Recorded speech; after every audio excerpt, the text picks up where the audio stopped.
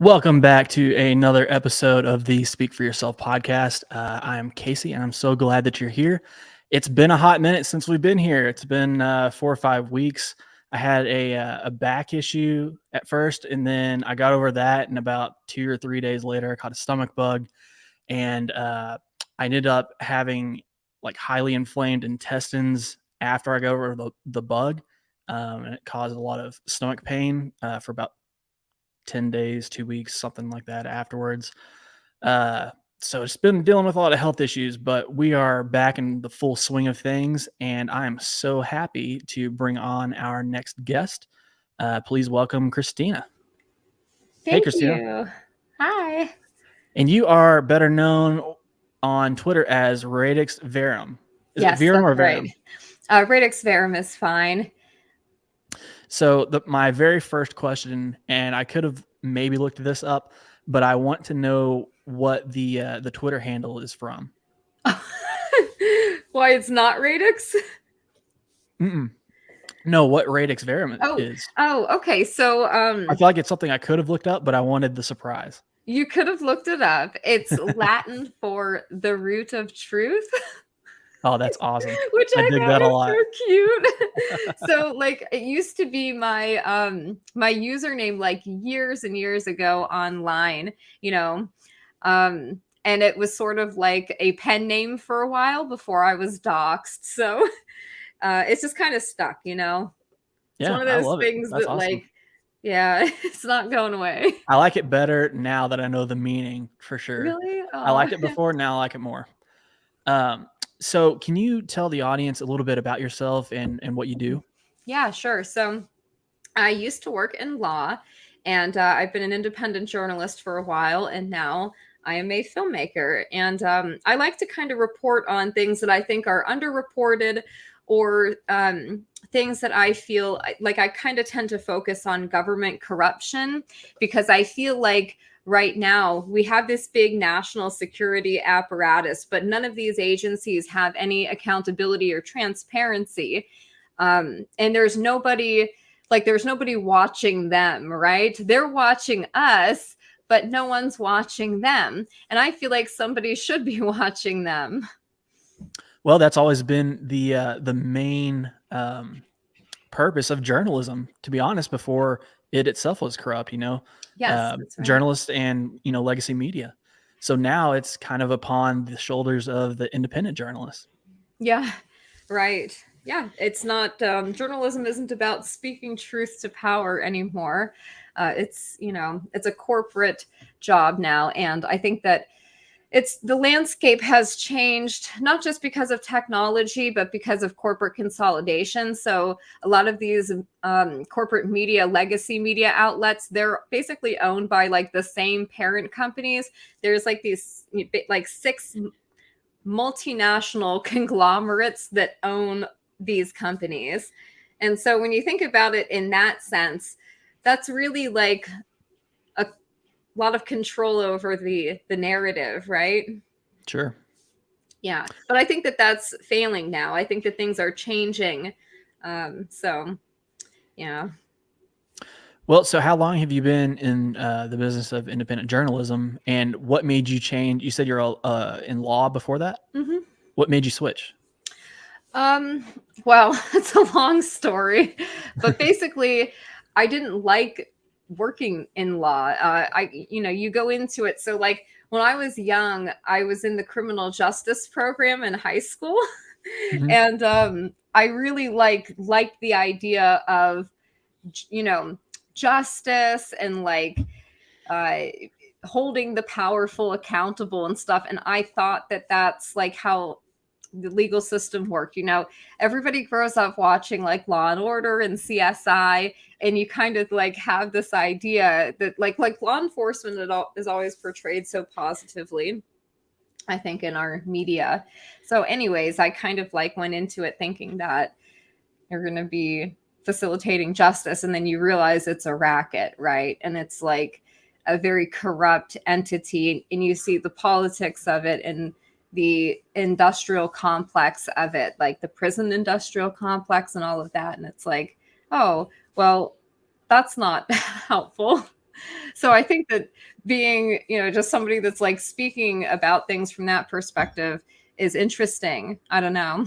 So I've been doing this for several years now. Okay. And, you kind of went from law to journalism, and now you're saying into making documentaries. Yeah. So is Yeah. that the natural progression from journalism? I think so. I think it's part of it, right? So I don't think that journalism is just like written form. I think that it can take many forms. And right now, we're in, I think, an age where people don't read anymore. People read like headlines and maybe they'll read like the first paragraph. But I feel like people don't really read and digest long form content. And like, unless they really want to, most people just scan the headlines and they're not getting the full story. So I think now to tell a story, especially one that is complex, it takes a movie format to keep people engaged and to really understand the story. So when is the documentary coming out? I don't have a set date for release, but I have been saying ideally I would like to have it done by the end of the year, but that's 6 more months and I still have a bunch of places to travel to, so I'm not sure how realistic that is. But Well, I'm that's sure kind that's of like a bunch of work. yeah, that's the goal I set for myself, and it's just it's a lot. Well, we do have the trailer for it, but I think we're getting ahead of ourselves because I kind of want to set the stage and talk about what the documentary is about before we get there. Yes. So I know that you cover more than this, but I first heard you in a Twitter space, I think with the redheaded libertarian, and Mm-hmm. you were talking about the Whitmer case. Yes. And that is also what this documentary is about. Yes. So Yeah. how did you get involved with that specifically and so deeply? Yeah, so it's crazy. When this first happened in October of 2020, like when the story first came out and these guys were arrested, if you remember, like Gretchen Whitmer did this press conference the next day, and they kind of announced this narrative of these like right-wing extremist militia guys, white supremacist domestic terrorists that were being arrested for conspiring to kidnap her. And I was and immediately you're like, well, that's a little audacious, right? So of course you want to look into it. And just the way that it was being portrayed in the media, the immediate pouncing on, seizing on, we already have this pre-established narrative of this. And right before the election, right? It's 1 month Mm-hmm. before the election. So the whole thing seems suspicious. And I think, around that time, I had been researching like PatCon. And I just kind of looked at this and I was like, So I started just following the case and kind of reporting on it myself. But I didn't follow it as initially as closely as some others did. It wasn't until BuzzFeed, Jessica Garrison of BuzzFeed, did this first article where she dropped that there were 12 informants used in the case and like 2 undercover agents. So once she put that out, I started following it more closely and I started reporting on it myself. This was still well in advance of it going to trial. So I listened into the trial and I did my best to actually like transcribe what was being said as it was being said, which is kind of crazy. But anyway, so there was just something about the story that seemed, if you're going to call this the biggest like DT case in a generation and you're going to allege this big plot and conspiracy and you're going to arrest 14 guys, you have to have the evidence to back that up, right? So when you start looking into it, and if you look into it in any meaningful way, it's very clear immediately that the official narrative itself does not make sense and is constantly kind of changing. what they allege initially is vastly different from like what they actually try to present at trial. And so I think there might be a number of reasons for that. But in any case, it just caught my eye. So I started reporting on it. And then after the first trial ended in no convictions for the government, with 2 men being acquitted, found not guilty, Brandon Caserta and Daniel Harris, and then the jury having a mistrial to Adam and Barry. After that, I interviewed Brandon, and I thought I had a really good understanding of the story, having literally listened in to everything as it happened. And talking to Brandon, I started learning more, and I'm like, yeah, nobody knows the truth about this story. There's so much people don't know. Like, we have to get your story out there in a way that, tells the story. Like, we have to do something because nobody is talking about this. Nobody seems to care. And so I just went down to interview him, and it turned into a documentary. Yeah. So it's become a major, it's been crazy. It's been a journey, I guess. Yeah, I bet. So you mentioned earlier that what they alleged at the beginning and then what they presented at trial were completely different. Can you go into that a little bit? Sure. So, like, their story is bizarre. What is the narrative, right? So, how were they going to kidnap her? They're charged with conspiracy to kidnap. Then they add a superseding indictment, and they add WMD charges to some of the defendants, not all of them. And they first said that they were conspiring to kidnap and kill her. But the way that they were going to do that changed. Then they said that they were trying to overthrow the government.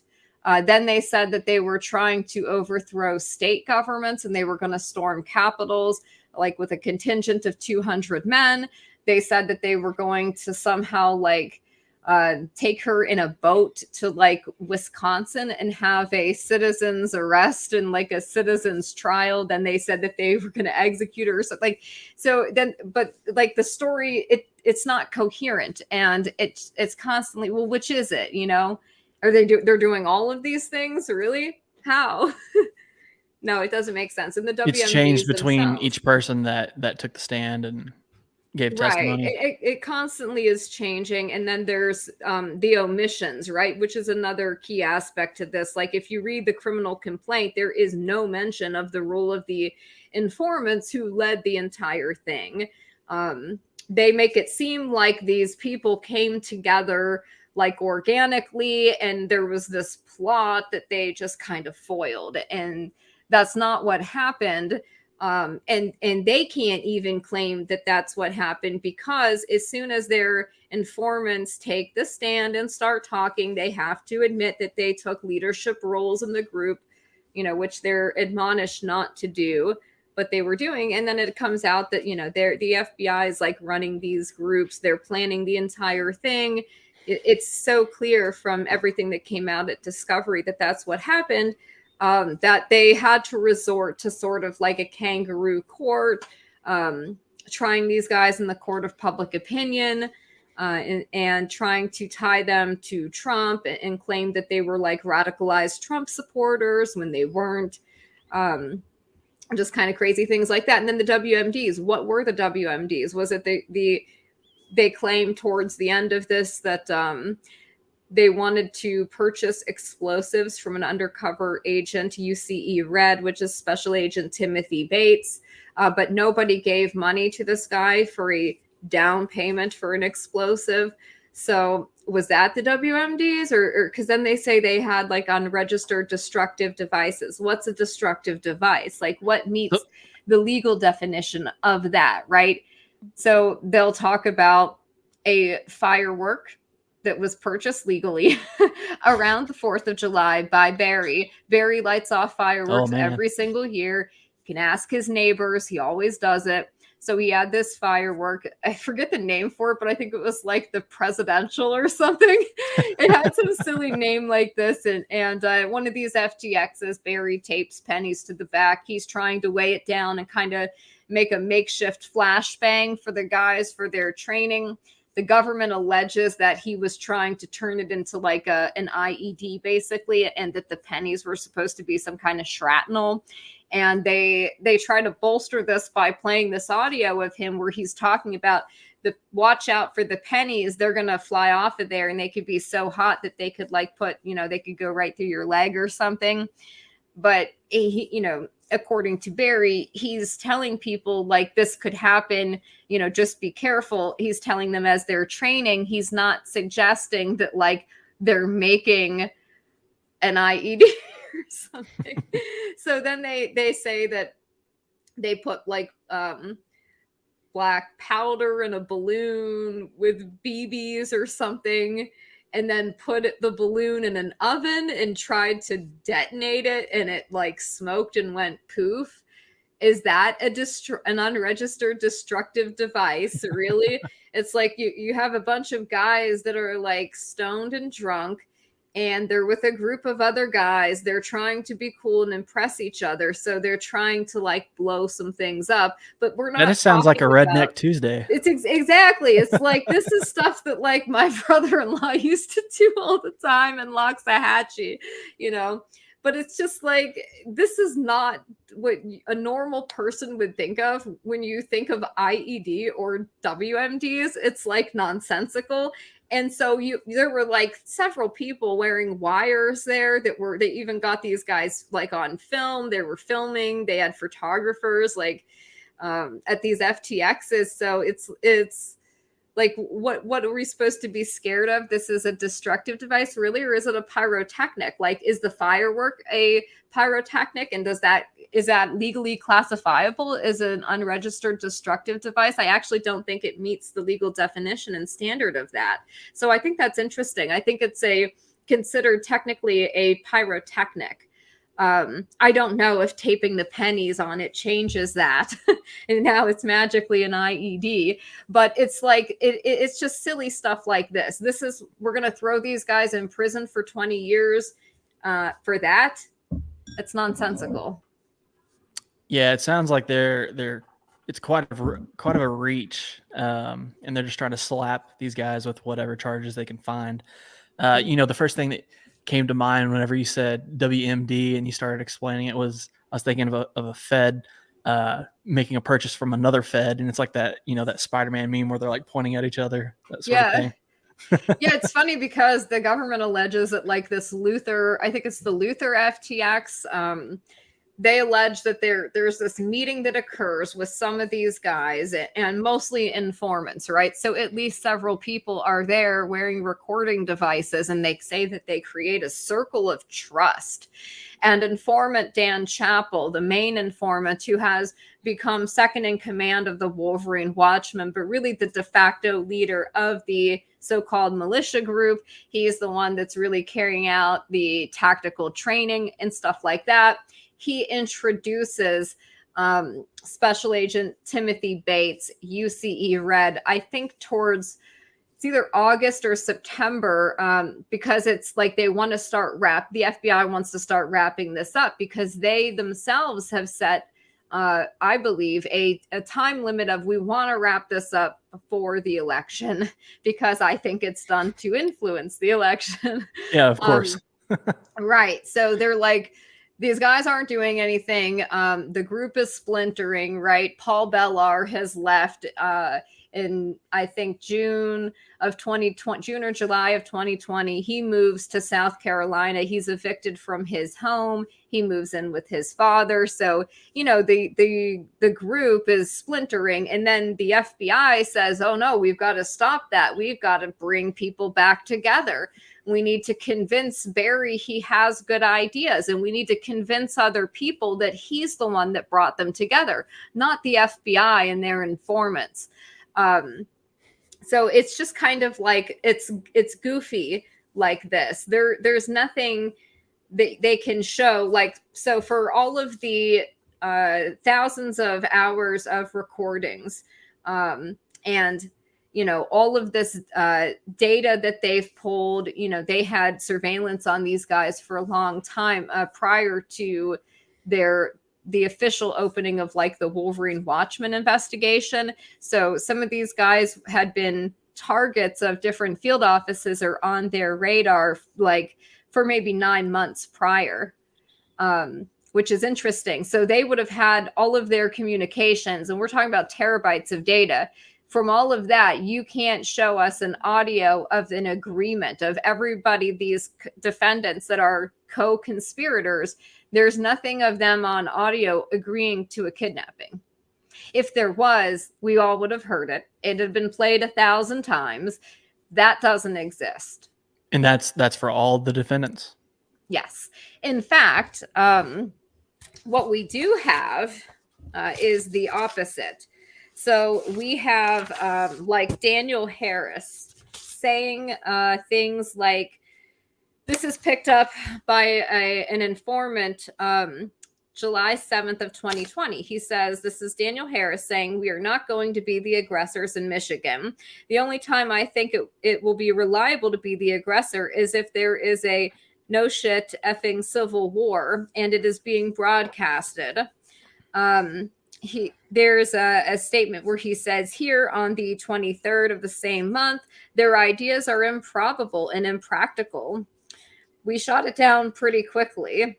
Daniel Harris says, no, shut up. We're not Frank. He's referring to Frank Butler. This was picked up on Munith at the Munith FTX, where he is rejecting the government's attempts to entrap him into a kidnapping, where these informants would say kind of crazy stuff, or they would bring up things like this. And you have these defendants saying, no, we're not Frank. So Frank was a disabled Vietnam veteran from Virginia, who was the Virginia target. And the FBI was trying to get him to, they were trying to get him to recruit people into a plot to kidnap and kill Ralph Northam. And Frank so the FBI called a nationwide meetup of militia groups at one point during this at Dublin, Ohio in June of 2020. And Frank was there, and he was basically talking crazy after these informants were riling him up. He was talking about how he wanted to shoot people, not just Ralph Northam, but basically anyone that had pissed him off, because he's, an elderly man. He's a disabled veteran. They're giving him booze and weed. And so they're getting him riled up, and then they're asking him hypothetical questions, like, hypothetically speaking, would it be okay to use violence and things like this? But they get him riled up and they say crazy stuff. So Dan is saying here at the Munith FTX, no, shut up. We're not Frank Butler. He basically saying people that are suggesting that are doing crazy talk. Here's Dan Harris saying, no snatch and grab. I swear to God. So they're saying, like, no, we shut them down pretty quickly. What he was talking about was Frank Butler, but Frank was basically just reiterating things that the other informants had been basically manipulating him into saying. So that would be the opposite. Like, that does not show an intent to engage or conspire to kidnap. What it does show is that the FBI stitched together a group of people, brought people together, introduced informants, and then had these informants suggest criminal activity, had informants manipulating other targets of the investigation, introduced targets to each other, and then kept trying to get people to go along with like things that they were suggesting. So one of the informants, Dan Chappell, the main informant that, as I said, became basically the leader of the militia group, the Wolverine Watchmen, he suggests at one point firing rounds into the governor's house and doing that to multiple governors' houses to send a message. He suggests at one point that they put tannerite in the driveways of governors' homes and then shoot it so it explodes in their home, and then they mail them the shell casings.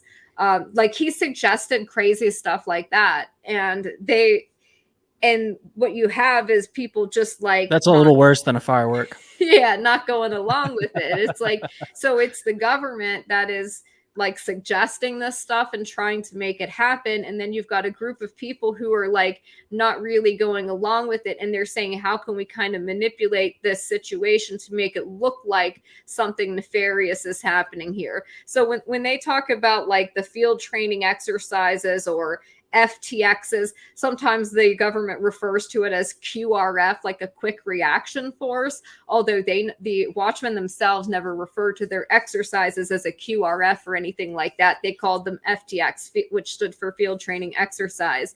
It was really like the government was the one hosting these events. Their informants were the ones putting them on, basically, at their property. And then the government was basically paying for everything, inviting people out, saying it's a family-friendly event. People brought their kids. There was like swimming in pools. There's barbecuing. And then you have this kind of like militia training, or this is what these guys think that they're doing. You know, they're told they're being taught like defensive firearms training. They're also getting medical training. So there's like a medical tent. There's different kinds of things that, you know, if you know anything about like militia culture, this is sort of like normal, what you would expect militia activity to be. The only difference is that the government has provocateurs there running around, recording everybody, filming everything, and then trying to introduce conversations that, you know, sound, where they can take little sound bites that sound bad, stitch all that together and kind of create this narrative. But again, there's nothing there. It's smoke and mirrors. And once you start pulling it apart, you can see it for what it is.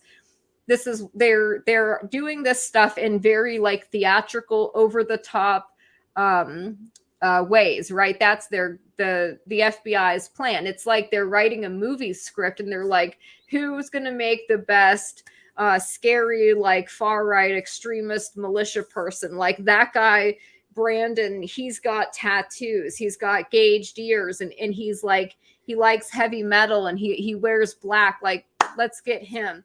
He's going to make a good character in our story. And that's like what they're doing. It's like they're writing a script. Their agents, one of their agents, Impala, he even said in an interrogation video of one of the FBI's own informants that they arrested, he told him after he arrested him, "We have a saying in my office: we don't let the facts get in the way of a good story." That's the FBI saying that. That's wickedness, is what that is. Yeah, like there's text messages from FBI Special Agent Jason Chambers, who was one of the lead handling agents on the case. He's the one that decided he was going to work it as a TEI, which stands for Terrorism Enterprise Investigation.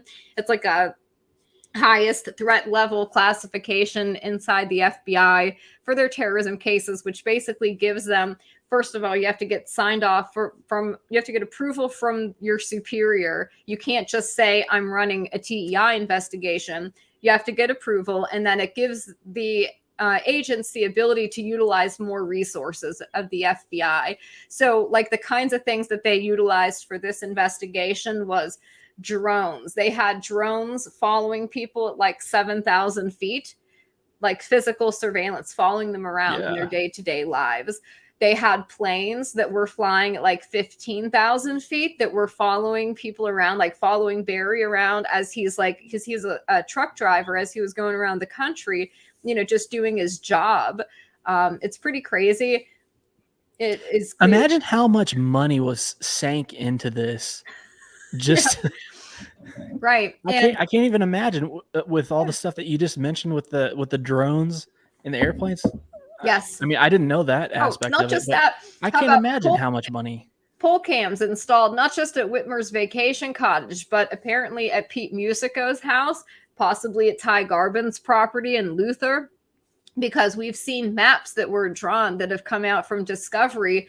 Like Special Agent Impala drew a map of Pete Musico's property. Musico was one of the original founding members of the Wolverine Watchmen.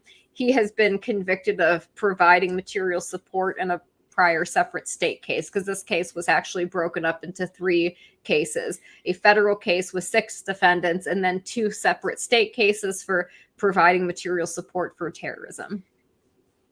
So they had a map that showed, it said Polcam, and it was a map of Musica's property. So where's the footage from that? They had one, that looks like they had a Polcam at Luther. So at Ty Garbin's property, Ty Garbin was the first person that took a plea deal in this case, in the federal case. Where's the footage from that, right? Like they spent a lot of money on this. There's a lot of, they used a lot of resources. There's a lot of surveillance. Like, you can't show us anything of like a real plot. All you're showing us are clips of training, like government hosted, sponsored, paid for training exercises where people are getting intoxicated and stoned. And then you just film them and then stitch that together and make it look like, oh, they did something scary. And then look at their opinions, look at the things they said. You should convict them because of that. That's basically what the argument was. Considering the amount of resources that was sank into this, do you think that there was a point where the FBI couldn't turn back because of that, even if they didn't have anything? Or do you think it was more politically motivated, before the election? Or is it both? I think it's a little of both. So I think that what's clear from what I've seen from the discovery that is available, because another thing that should be said is most of the discovery is still under protective seal. How so convenient. We can't see. Yeah, exactly. And, there's so many questions that still we don't have answers to, which is like, how did Adam Fox meet Dan Chappell? How did they meet? Because, I was looking at the government's timeline of events. They put together this like 11-page timeline of like what they claim occurred. And one of the things that it mentioned was a phone call between Dan Chappell and Adam Fox. And it's like, how do they first get into contact with each other? It's very strange. But then you learn that the FBI has agents that are what they call, I think it's OCE, Online Covert Employee. That's what that stands for. So they have agents that are assigned to basically have fake personas online, and then they target people that the FBI wants to target. So sometimes they can be informants. There are informants that they have embedded in different like militia groups or Second Amendment groups. But they also have these online covert employees that are actual undercover FBI agents that are using fake personas. So at one point, UCE Mark is, he's a undercover covert employee. That's what UCE stands for. So OCE, Online Covert Employee, UCE undercover agent. So UCE Mark is posing as somebody online named Mark Woods. Mark Woods is pretending to be like a militia type person. Another FBI agent, Lauren Hastings, is posing as his girlfriend online as someone named Elise Marie. And that account somehow gets into contact with Adam Fox's girlfriend, Amanda Keller. And it's very weird because it's Amanda Keller that introduces Adam to UCE Mark online. So I'll just read the direct message. This comes from Discovery. This is a Facebook DM from UCE Mark. His real name is Special Agent Mark Schwiers, but online he was posing as someone named Mark Woods. He reaches out to Adam and says, "Hey, brother, this is Mark using my girlfriend's account." The other federal agent, Elise, Lauren Hastings. Elise was talking to your fiance, Amanda, about getting more involved, and Amanda suggested I contact you. Yeah. Interesting.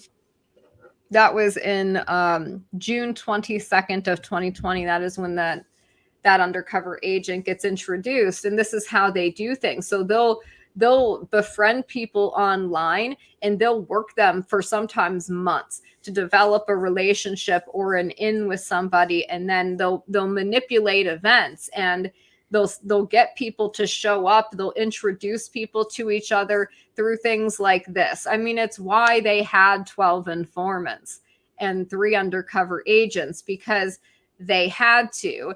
These were not people that knew each other really prior to this case. It's not like these defendants were had organically came together and started planning something, and then the FBI were like, oh, we have to foil this plot, and they just sent someone there to like passively observe and report back what's happening. No, it is the FBI making it happen. We have text messages from the agents to their informants planning the recon of Whitmer's vacation cottage, which we hear about in the government's criminal complaint, is this recon. This is the only thing really that they can show to say that they were planning this. This was going to happen, because remember, there's no agreement. There's no audio of them agreeing to anything. And you can't really show any steps that they're taking in furtherance of an actual criminal conspiracy. So they have to try to make it happen. And the FBI says, like, invite this person to the daytime recon, invite this person, try to maximize attendance. And then they're talking to each other. The agents and the informants, they're saying, like, do you think Dan Harris will go for this? No, Dan Harris won't go for this. Okay, so maybe we don't suggest kidnapping to him, but maybe we suggest something more mild that he might be willing to go along with. They're saying this to each other in text messages. That should be the end of it. That's entrapment. Yeah. Like, as far as I'm concerned, you can't explain that. There is a text message from Chambers, the agent, to his informant, Dan Chappell, where he says, mission is to kill the governor specifically. And they are talking about the disabled Vietnam veteran, Frank Butler, who they were getting riled up and trying to get him to have forward units and like all this crazy stuff that it's just crazy. And then they tried to get him to make a household explosive. The FBI sent him a recipe to make a household thing with like Drano and sugar or something. And then they instructed him to double the ingredients. Thank God Frank didn't actually do it, because he could have blown himself up. Yeah, could have killed himself and really his neighbors. So that's the kind of dangerous and stupid things the FBI is doing in their desire to pursue terrorism cases. And this is the problem, I think, with the FBI generally, and why we need to get rid of it.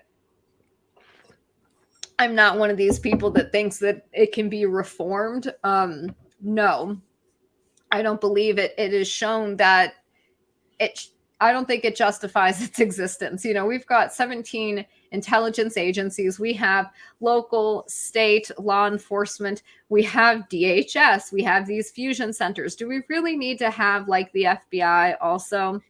I don't think so.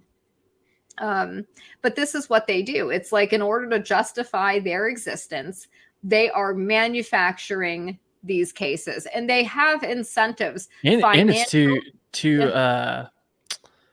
justify their funding and to get more funding. They're manufacturing these events. Right. And they need to manufacture a threat, right? There always has to be a threat to justify their existence and to get people scared so that they will give up more of their liberties in the name of safety and national security. There always has to be like an enemy. So post 9/11, it was Islamic extremism, Muslims under every corner, jihad, this, blah, blah, blah, ISIS, Al-Qaeda, you look into who created those groups anyways, and it's like, oh, so you guys, you armed and trained and created the Mujahideen that morphed into Al-Qaeda. So you made them. You trained them to fight the Soviets back in the day. You created like a mercenary insurgent group and then left them with like all of the weapons that you gave them and trained them with. What did you think was going to happen? But it's just interesting when you consider like who actually benefited from that anyways, this like global war on terrorism. And so, after 9/11, there's the global war on terror and the excesses of that that manifest in things like extraordinary rendition, enhanced interrogation, And you don't have rights anymore. Basically, I think that Americans don't really understand what they gave up in allowing the global war on terror to happen, and then the horrific things that we know have happened at these black sites, the torture, and just the way that they're able to grab people in other countries, kidnap them. That's what extraordinary rendition is. They're black bagging people and then taking them to these black sites and holding them indefinitely. Indefinite detention is another thing, another excess from the global war on terror. What is indefinite detention? It means you don't have any rights. You don't have due process rights. You're not innocent until proven guilty. You are presumed guilty and until you can prove yourself innocent, but they don't give you the ability to mount a proper defense. So some of these terrorists, they've been holding in Guantanamo Bay and at these other sites for years without trial, without making any kind of case to prove that these people are terrorists. Well, so Christina, you're making too much sense right now. You're talking, you're sounding kind of like a libertarian, Yeah, well, I mean, so I've always had that opinion, even years ago. I guess now I'd be considered kind of very right wing, but 10 years ago this was kind of considered like a leftist position, it was like the classic leftists liberal, that were talking about this stuff, and they were the ones saying we need to shut down Gitmo and end these foreign wars, and that was what Obama campaigned on and said he was going to do. And then of course none of them do it, and they love Raytheon because now Raytheon has pride parades or whatever. So yeah, now everything's fine. Yeah. So and now that lens, that scope has been turned inwards, and well, now that's it's domestic terrorism, right? So the thing with the left is they will criticize law enforcement only as much as it reinforces their social justice religion, and they can criticize it from that lens and perspective. So they would criticize what the FBI was doing post 9/11 to the Muslim community, but if the victim of the FBI is not part of a special group to them, they're not interested and they don't care, and they actually think that oh no, these people deserve it, right? Because these same leftists, it's not only that they don't care, it's that they're cheering it on, they're championing it. Yeah, they're gleefully saying oh yeah, no, they were totally white supremacist domestic extremists that definitely wanted to kidnap Whitmer. And it's what, but yeah, so they'll complain about the FBI. They'll say systemic racism and racial profiling and this and that, and the religious discrimination of targeting the Muslim community after 9/11 and blah, blah, blah. So they'll say that the FBI is super corrupt, but it only to this community? Really? I don't think so. And then when it comes to targeting Trump, then no, that's justified. And how could you question their integrity? How could you question people Andrew McCabe and Peter Strzok? And you're not allowed to question people like Vindman. You can't, they have these people that they just lionize, and you're not allowed to question their integrity or something. It's funny. Well, so you said that 2 people were acquitted. One was Brandon, and the other was Daniel. Is that correct? Yeah, Dan Harris. Okay, I'm familiar with Brandon. And you said that you interviewed him. Mm-hmm. What were some of the things that you learned specifically from him that you might not have known before speaking with him? And did anything that he said surprise you? Yes. So I learned so much from him that I didn't know. First of all, it's not clear when you're covering it, and you're not speaking to the people directly. All you have to go on is basically what the government has presented, because in this case, at least, the defense, they were not really allowed to introduce any evidence to on their side. That the judge would deny basically all of their motions. They weren't allowed to bring in any witnesses. The government threatened all of their witnesses. Every single person that they wanted to testify, the government was claiming could be charged. They were unindicted co-conspirators. What that means is basically, so the government hosted these FTXs. Maybe some person got randomly invited because they billed it as family friendly events. So they showed up with their wife and kids.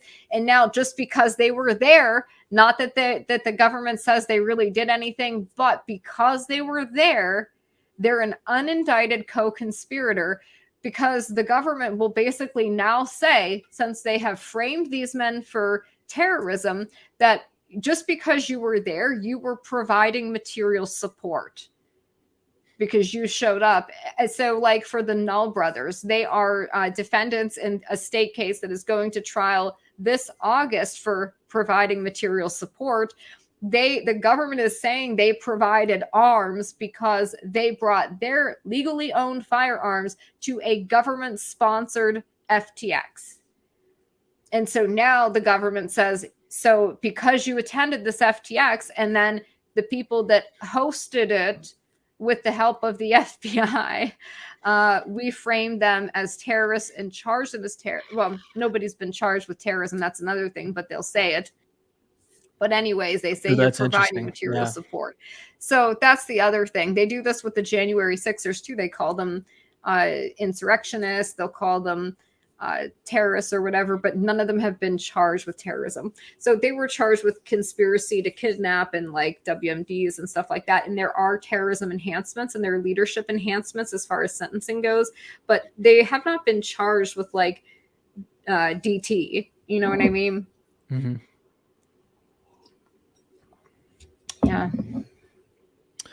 So another thing that I heard you speak a little bit about in that Twitter space, I can't remember who it is, but one of the defendants is currently in jail, and you were talking about he was having difficulty even talking to his lawyer.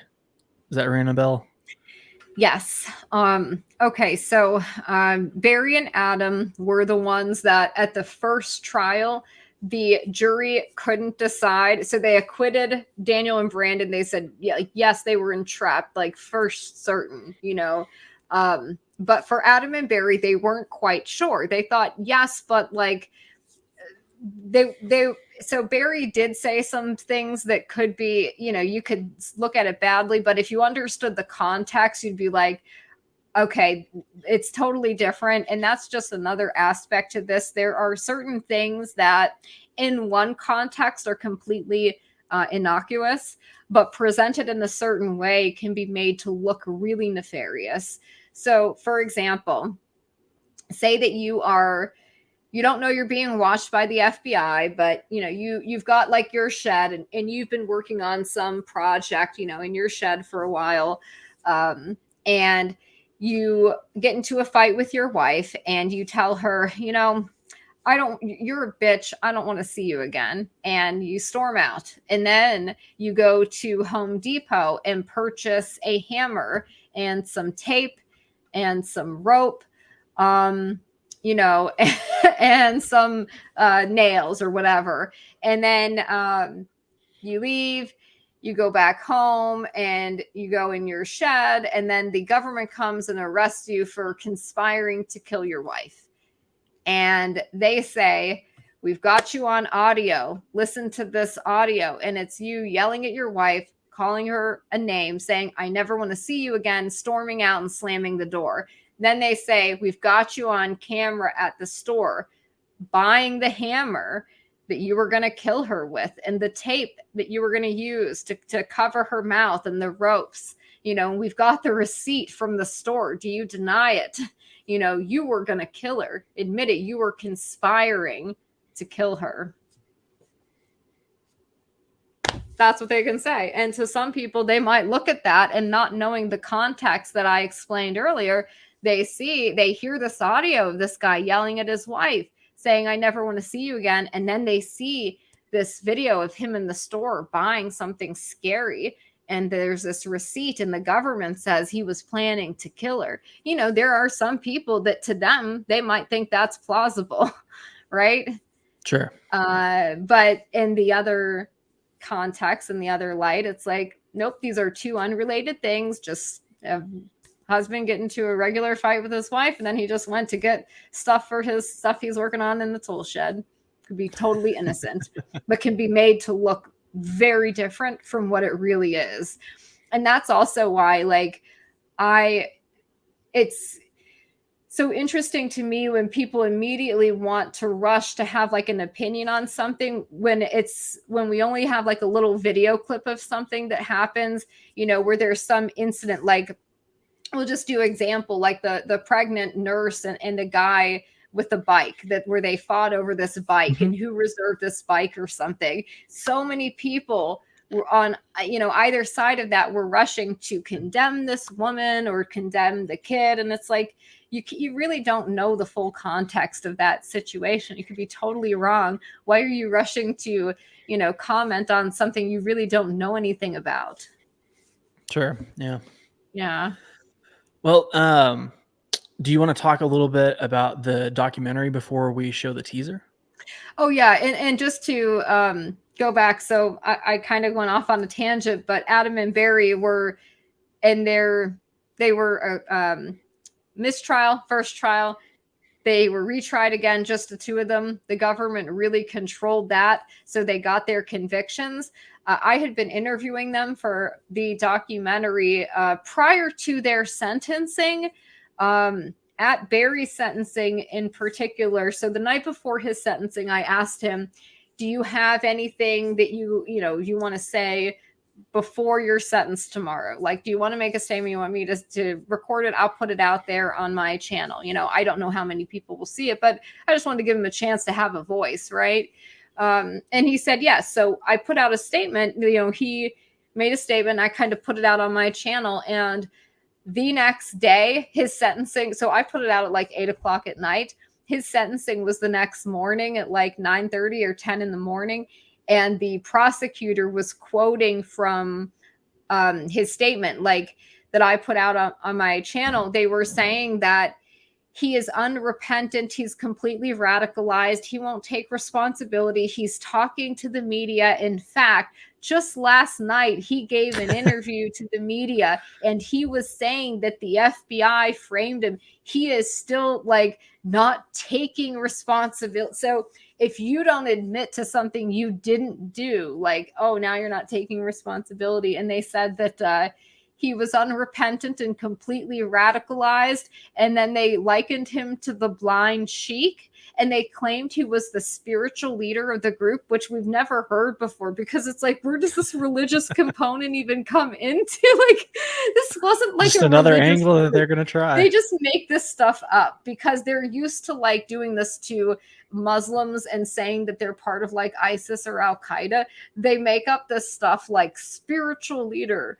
What does it mean? Was he administering like religious rights to people in the group? What is a spiritual They leader? didn't update the playbook. It means nothing. It's so bizarre. But like for years, the government claimed that Adam Fox, the homeless man that was living in the basement of the vac shack, was the ringleader of the group.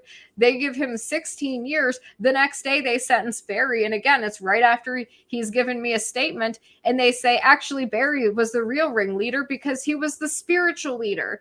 And he's really the one responsible. It's like, what? You didn't even try to argue that at court. Now you're at his sentencing and there's no one who can like push back on your lies. So you're just making stuff up. And they're like, oh, when Barry talked about wanting to restore the constitutional republic, that's no different than ISIS talking about how they want to restore the caliphate. And it's like, what? And then they're like, oh, and when he talked about the founding fathers, you know, which are a myth. And it's like, wait a second. This is the prosecutor, Nils Kessler, saying this. Like, I'm sorry, sir. Don't you take an oath to protect and defend the Constitution? And now you're calling it a myth. And you're likening the founding of the country to like ISIS, that, you know, it's this nonsensical stuff. Like Barry has "We the People" tattooed on his arm, and they didn't like that. His lawyer told him not to mention the Constitution because this is going to be silly sounding, but anybody that knows Barry will tell you that, like, Barry loves the Constitution and the founding fathers, and he's super knowledgeable about all this stuff. So anytime you talk to Barry, he cannot help himself. He's going to talk about the Constitution and the founding fathers. He's going to quote them at some point or whatever. And they're basically saying that the founding fathers are like terrorists. You know, they're saying if you mention 1776, like they have all these labels now and like symbols that they now claim are like extremism symbols. So Barry has like the 3% tattooed on his hand, and they were saying it's a gang affiliation. The government is now saying that symbol that many law enforcement and like military, that like military law enforcement have and wear, they're now calling it like gang affiliation. And it's like, what? It is some of the craziest. I have never experienced anything like that. And I was shocked because I was listening into his sentencing hearing, because the night before I told him, I said, Barry, you know, they're not going to like that you've been participating in this documentary. You know that. And we talked about how they might try to use his sentencing to punish him for that. And that looked like it's exactly what happened. They gave him more time than Adam, who they claimed was the ringleader. They made up that he's a spiritual leader like the blind. They said he was like the blind sheik, and which was weird. And so after his sentencing, he got 20 years. I met with him again and I interviewed him and I said, what do you think is going on? Do you know when you're going to be moved? Because, you know, we'd been filming. I wanted to get his full story while I was able to, because I had a feeling that as soon as that they're going to try to shut this guy up, you know? Sure. And so I asked him, why don't you write a statement to the weaponization committee? I don't know if I can get it to them. I have a very small platform, but it can't hurt, right? And so he said, okay. And he worked on it. He wrote a 4-page thing basically outlining why he felt the weaponization committee should look into his case. He brought up what he believed was weaponization and how they did it. And he read his statement to the committee, and I filmed it and I published that video. And I asked Adam to do a statement as well. And Adam was writing his statement at that time.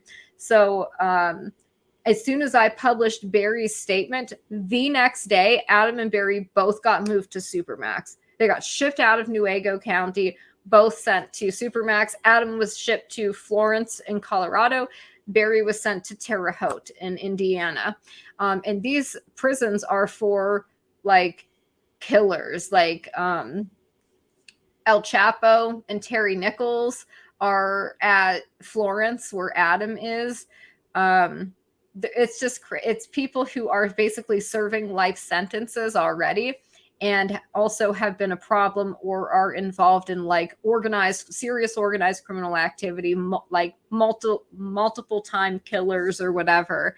So like for Adam and Barry to go there, Adam has had 0 criminal record and he committed no violent crime. They claimed he conspired to kidnap a governor, but no crime occurred. Like nobody was actually kidnapped because it wasn't actually going to happen anyways. But the point is that nothing actually happened.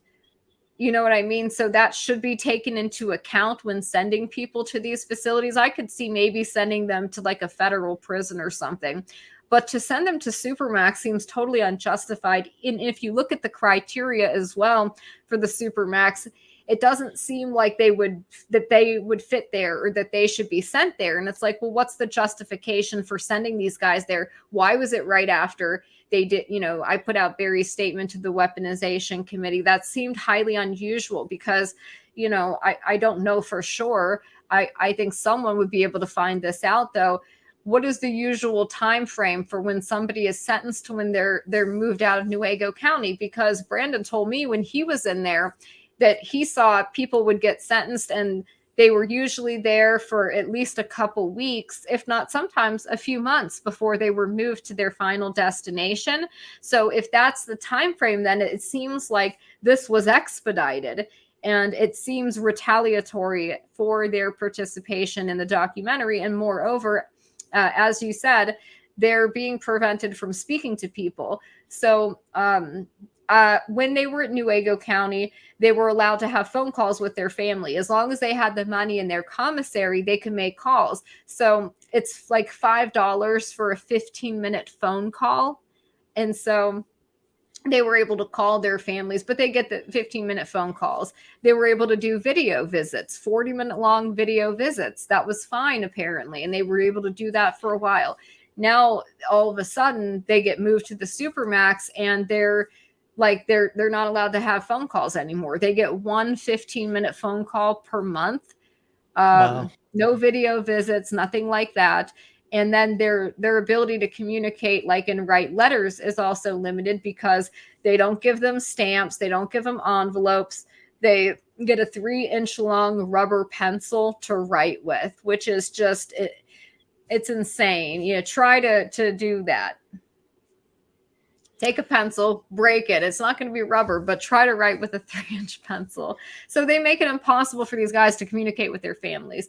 Barry is being sent to the CMU, which is the communications management unit of the prison. They won't really say why, but if you look at the criteria for being sent to the CMU, that is designed for people who are basically, you would go to the CMU if you were like an international terrorist and there was some risk of you still carrying out criminal, like, terrorist acts from prison, like being a shot caller or something, right? Like, telling other people, like giving them the okay to carry out crimes or something. It's why they have like a rule that you can't speak Arabic on the phone. You have to be speaking in English, because these prisons were built after 9/11 and they were supposedly to be for like Al-Qaeda terrorists, but they're not. That's not what they're being used for. And there's zero oversight. There's no accountability. They don't say why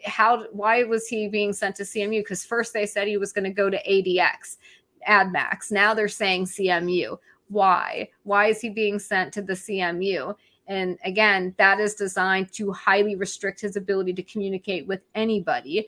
They don't want him talking to media. They don't want him gaining notoriety from prison, which is just insane, because again, Barry is not a terrorist. He's not an international terrorist. He was a truck driver from Delaware. He has 3 daughters, a fiance, an elderly mother. He didn't commit a violent crime. This is insane.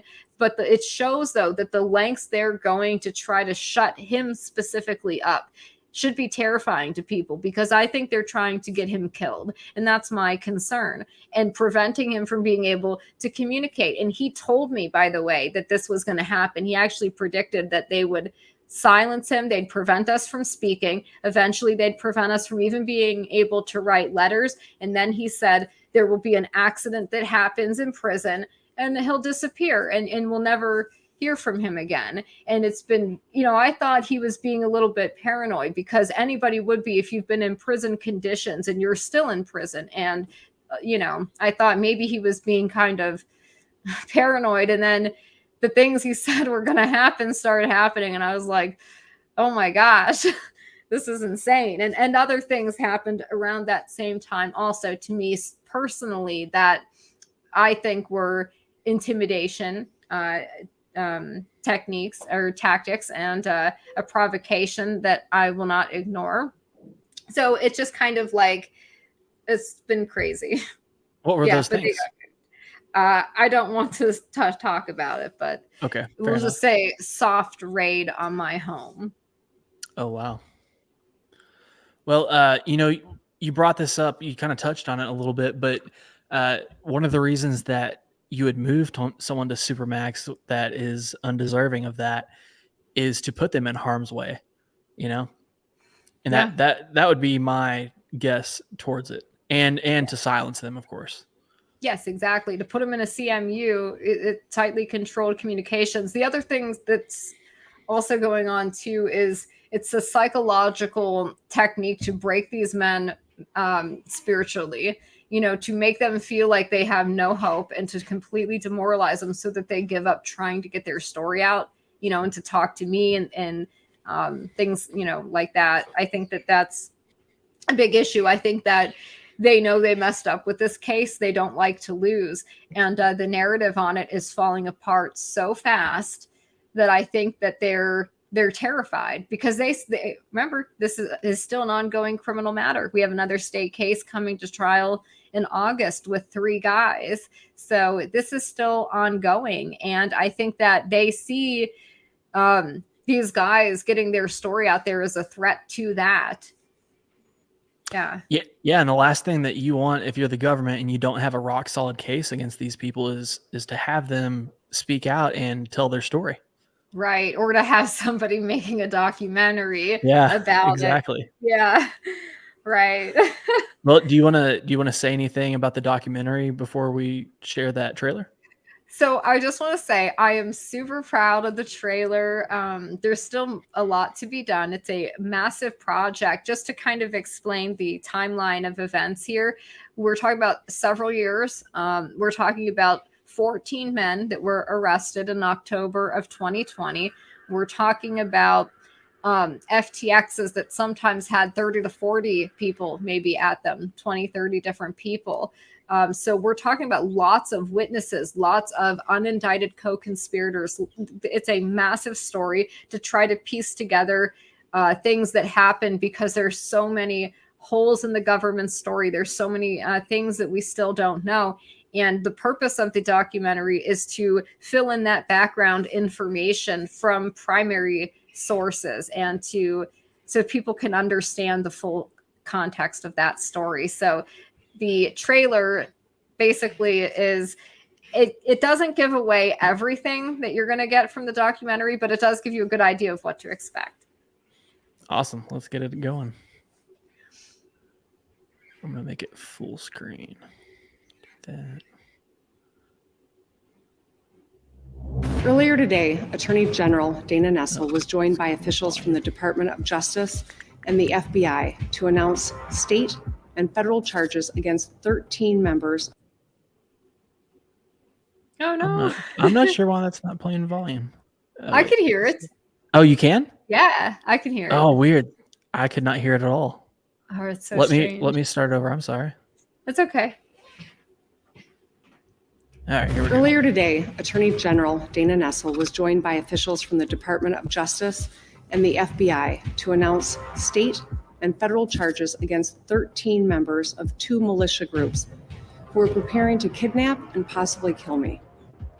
We're grateful to the FBI and law enforcement who discovered these domestic terrorists and stopped them. It's the sort of behavior you might expect from ISIS. You might see a number that high in a sprawling narcotics conspiracy that stretches from coast to coast and beyond. That's a pretty high number in a case like this. It really reflects how deeply the government has been diving into this investigation to try to make these cases. It was just literally a bunch of working class guys who on the weekend got together and exercised their rights and trained with firearms. So the FBI says, hey, we'll just pay for everything. Who arranged the meeting? The FBI's paid provocateur. Robeson was getting paid to set this stuff up. So they make the route, they set the locations, they make the plan, they do everything. And Adam's literally just sitting in the basement of vacuum repair shops smoking blunts all day. You're going to hear that my client was the leader of this group. But I think you're also going to hear that there was an election held to identify the leader, and it was Dana. How can I frame this social situation to make this naive person appear to be a dangerous, violent terrorist? The whole goal was for the FBI to spend millions of dollars to create militia groups, record them saying offensive stuff, and then frame them in a fake conspiracy.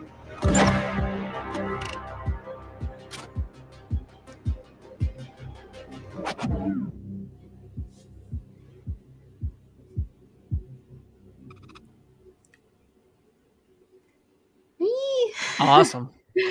Yeah. I will also put that link in the description whenever we re-upload this to YouTube. Oh, awesome. I appreciate it. Thank you. Yeah. Yeah. So, as you can see from the trailer, like it says, the story there, they claimed 2 militia groups were planning to kidnap and kill her. Like, no, there was one militia group that wasn't planning anything, and then the FBI took over the group. By the way, the Wolverine Watchmen was like a mostly online group. It was founded by Joe Morrison and Pete Musico in November of 2019. By March of 2020, the FBI had taken over the group. So, yeah, their informant becomes the XO of the group, basically the commanding officer. He's the one doing all of the training. And then Pete and Joe are sort of like figureheads that are not really involved in things. That's why they're charged, not federally, they're charged in the state case for quote unquote providing material support. It's because they couldn't sustain federal charges on them because like the FBI basically just took over their group and started doing the training and making the training much more militant because their informant, Dan Chappell, actually was military. He was a real Iraq war veteran. He had he told them all kinds of stories that weren't true, handing up his his service record. Like he told these guys he was part of the elite unit that helped rescue American hero Chris Kyle, like the sniper. So these guys thought that Dan was like super cool because none of them had any military experience. Pete Musico was like a Marine reservist or something, but I believe he was like a mechanic. He hadn't seen combat or anything like that. So for these guys, like when Dan came around, the informant, he's the only person that has that kind of training, and they really look up to him and they think he's like really a cool guy, and he's pretending he's some kind of operator and trying to impress these people. And then of course they say stupid things trying to impress him. What is the end game for you with not only this documentary but just your journalism on this specifically? This case is very important to me, not just personally, because I've gotten to know the families of these people and I've gotten to know some of these people. And I feel like if people don't know the truth about something this big, right? This was a big case. It's gotten national attention. Think about how many other similar cases there are like this with the same level of corruption, but we just don't know about it because it isn't sexy. It's not like conspiring to kidnap a governor. That's everyone's going to want to talk about that, right? At least the national media. This case got national press attention, but it was negative attention. And of course, it was all coming from the government and parroting the government narrative on it. And so I want to show the other side of that. I want to show some answers to some of these questions that we still have. And I want to point out the questions of this. And I also would like to push to have all of the discovery unsealed. It is only the government that wants that stuff sealed, by the way. I've talked to the guys, and I know some of them have spoken. Brandon has said, unseal it, release it all, let everybody see it and come to their own conclusion. It's just the government that wants that sealed. Why might that be, right? This case, as far as I understand, at least the federal case has been adjudicated, right?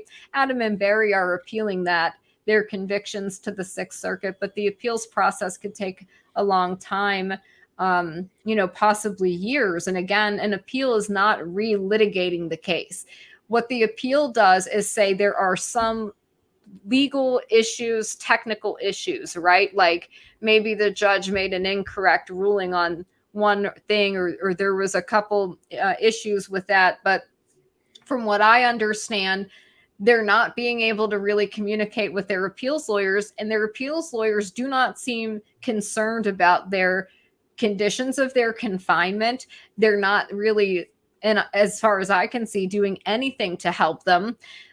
They themselves have said we're not relitigating the case. When asked about why are you not pushing to have the Sixth Circuit look at Judge Yonkers' bogus hearsay ruling, which was early on in the case that prevented the defense from being able to get an exculpatory evidence. If I think that what needs to happen is a civil case here, a civil suit, because unfortunately, if they're not going to relitigate and we can't get some of this stuff in, like all of the stuff that they wanted to get in that way and get the court to re-examine it that way, what other options you have? Like, I think that one of the things we need is the communications, the cell phone records from the informants and the handling agents. I want to know about burner phones because I believe that they were communicating with each other via burner phones. And I think that there's reason to suspect that. We know Special Agent Christopher Long was communicating with informant Jenny Plunk using a Proton email drafts folder to avoid a paper trail. Well, why are you doing stuff like that if you are conducting a legitimate investigation? Why would you need to go to lengths to avoid a paper trail? I thought you had a duty as law enforcement to preserve the chain of custody and the evidence of everything. So what's with the draft folder? Oh, well, they will make up an excuse that, just in case, in case something happened and someone discovered the informant's identity, the draft email system. No, that's not what it was. It was not to protect this person's identity as an informant. Like, if we texted her on the phone, someone could see, but they wouldn't see this email draft folder. Who's looking at her emails? Like, in no way was that ever a thing. What they were doing is avoiding, it's what these federal agencies do. They want to avoid having to have any of the evidence of their corruption in their own documentation. So something that they'll do is, instead of doing something themselves, the government will pay a private contracting firm to do it for them so that you can't find out when you're doing FOIA requests. Unless you already have some information about that, because you have to tailor your FOIAs in a certain way. But they'll have these, private contracting firms do stuff that they don't want people to know about. So I also wonder about, we know that there were 12 informants in this case, maybe even more, but I kind of wonder, these are like FBI informants. What if they're contracting, using these private intelligence firms and contracting them to run informants that way? Like, there'd be another layer of obfuscation. And you can look at some of these private intelligence firms. They say they offer services like that. They even brag about infiltrating groups, right-wing groups or whatever. Wow. And so I think that what happens is oftentimes, like, look at these sedition hunters, right? Who are they really? I think that these federal agencies will work with NGOs. They will work with groups like Antifa to do things like this, right? To get background information on people, to infiltrate groups, because Antifa is already doing that anyways. They talk about it, they brag about it, same as these NGOs and private intelligence companies. I looked at a couple of them that I had researched that were very concerning. Like, they openly brag about this, about doing this stuff. So yeah, I think that's scary. Like, imagine if something like this happened again, but we weren't able to show that the federal government used 12 informants, because instead of using FBI informants, they're using private contracting firms, and there's no way to know.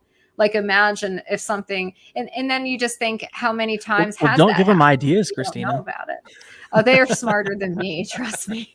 The idea that they're incompetent, that's sort of like the meme that goes on, because some of the stuff that they've done in the case is so stupid, or they make that what appear to be amateur mistakes. And I think that is, I start to wonder if that's part of their psyops.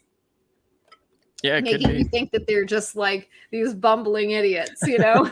But in another sense, it's like they're really not, though, are they? Because these men are behind bars for the most part. Only 2 escaped their clutches so far. So in that regard, they're actually quite efficient, and that should be terrifying to people. And I think that they almost want this image out there of them just being, oh, you know, we just can't get these hoaxes done properly. You know, look, we're just not good at this. Really? Yeah. No, I think you're quite efficient and quite terrifying in the rapid way that you mobilized the entire federal apparatus to go after grandmothers that paraded in the building there in January for 15 minutes and stayed inside the velvet ropes or something, you know? Well, they nearly don't even have to be intelligent if all of the arms of the state are captured, essentially, and in Yeah. agreement with each other. You know, they can make those mistakes and still get away with it, essentially. Yeah, and I think that there's still this naivete in the mind of the American people where they are taught very young that there are these separation of powers and that this is unique to America and that they provide this checks and balances on each other, right? This separation of these branches of the government. And it's like, okay, but what about the national security apparatus? What branch do they fall under? Legislative, executive, judiciary, what? And how are these groups providing checks and balances on each other? Does the judiciary ever provide a check or balance on like Congress? No, not really. For the most part, they go along with the agenda. They're the ones that are like gleefully assisting the federal government in their schemes. Like Judge Yonker, he denied almost every defense motion in this case. Even after the case was over, he went and made some statement talking about how great the FBI is. You know, it's like, it's just insane. The idea. Well, you had that, Merrick like, Garland today or yesterday, I think it might have been yesterday, saying that, you know, people questioning the integrity of the FBI is like an attack on, what do you say, democracy freedom, or something. democracy. Yeah. It's a threat to democracy, Yeah, threat right? to democracy. Yeah. Because it's causing mistrust in institutions. And it's like, yeah, but if you're criminalizing questioning your authority, isn't that causing mistrust? Like if you have to criminalize questioning you, I don't know. Yeah. Maybe it's not looking too good for you. It's kind of like, you know, how there are how they try to get these hate speech laws or hate crime laws through. And it's like, so if you have to criminalize people like criticizing you and you have to force them to love you, maybe you should look in the mirror. It's very reminiscent of the COVID regime too. Mm-hmm. You know, you couldn't question anything about that. And Right, now or you can't question the FBI without being a Exactly. threat to democracy. Yeah. Yeah, that's right. Isn't that interesting how that works? Well, we're coming up on nearly an hour and a half, Christina.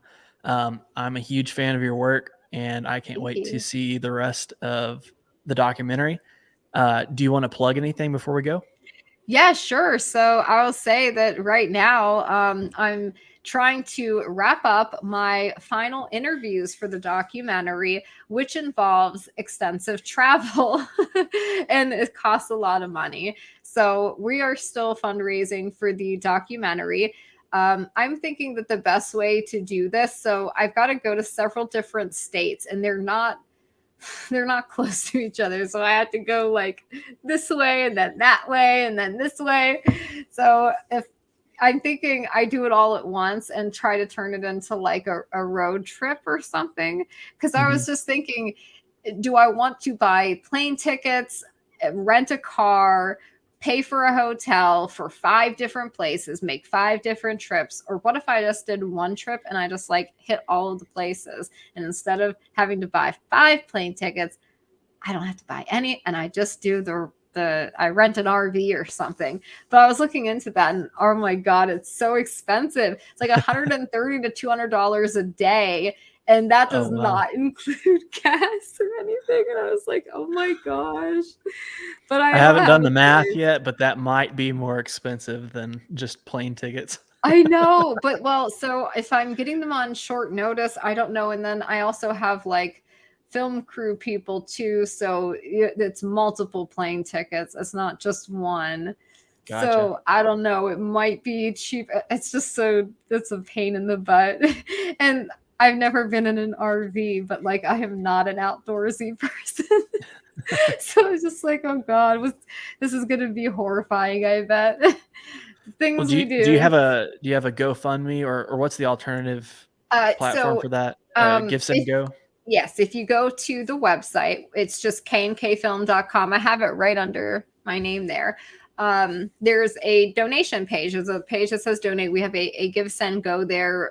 If you want to donate, people can donate anonymously. So you don't have to be scared you're going to get on a list or something. Although, let's be real, we're probably all on like a list at this point. But yeah, so right now I'm trying to do one more fundraising push before I make my final round of trips. And then after I get these last interviews, then we just shift into the editing process. So maybe we can, if we can get this funded, this last round of interviews and trips, maybe we can get the documentary completed by the end of the year. That would be amazing. I would love that to happen. So just the quicker we can get the funding, like the quicker we can get the project done. So it's just, it's rough. It's a hard thing to do, taking on a project like this in I think any sense is going to be difficult, but to tell a story like this is insane.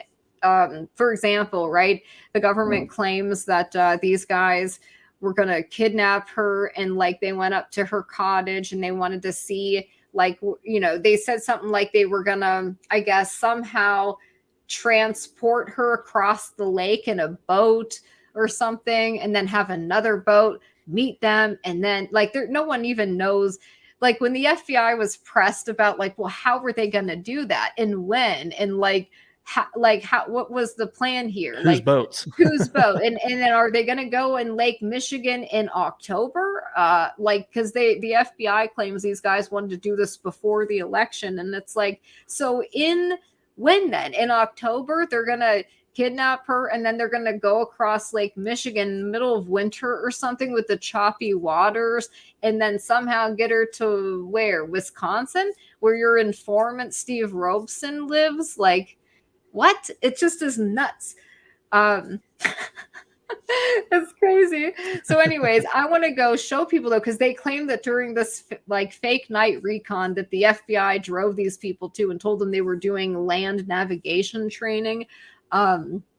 They say that at one point when they're doing this recon, there's other people on the other side of the lake and they're trying to signal to each other or something, like with flashing a light.